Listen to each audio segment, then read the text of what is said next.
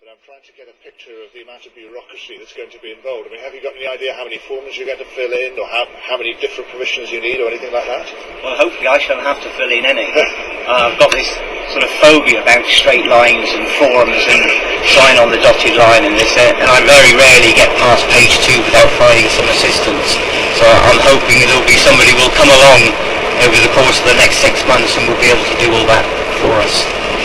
And why is it personally important for you to do this?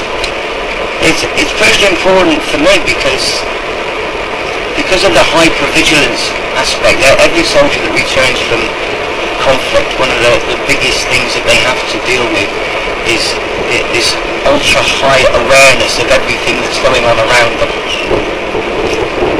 It was something that even now isn't such an important part of my life as an artist. I can escape into my own little world, and when I escape into my little world, there are no wars, there are no problems, and I just like to share that with other veterans to show them that there are things out there that can take them away from the visions of war and mayhem.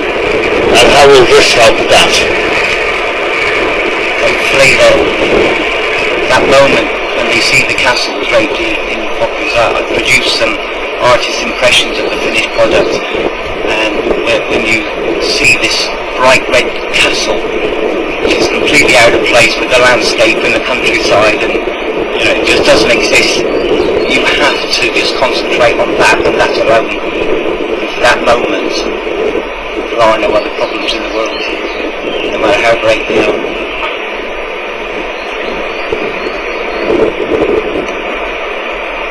I was going to say, because one of the points about this is that you know exactly how difficult it can be to come back from the forces, and how important the Royal British Legion and people like that are. You tell me a bit of that story. Yeah, very much so. I served with the 2nd Battalion Parachute Regiment as far back as 1973. I did 2 tours of Northern Ireland, and back in those days there was no mental health awareness for post-war veterans, so for many years I struggled through life without actually realising that the Northern Ireland conflict had a great part to play in my inability to survive in a normal world. So much so that I found myself called back to the military in 1990 for a spell during the Gulf War.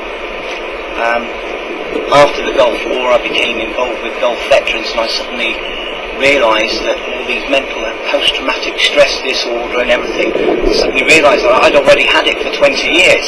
And it was like, it was such a moment of revelation, really. I suddenly realised where my problems came from.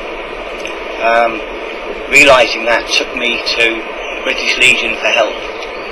And from that moment on, I've managed to find stability in my life, stability in relationships, and just get on with enjoying life.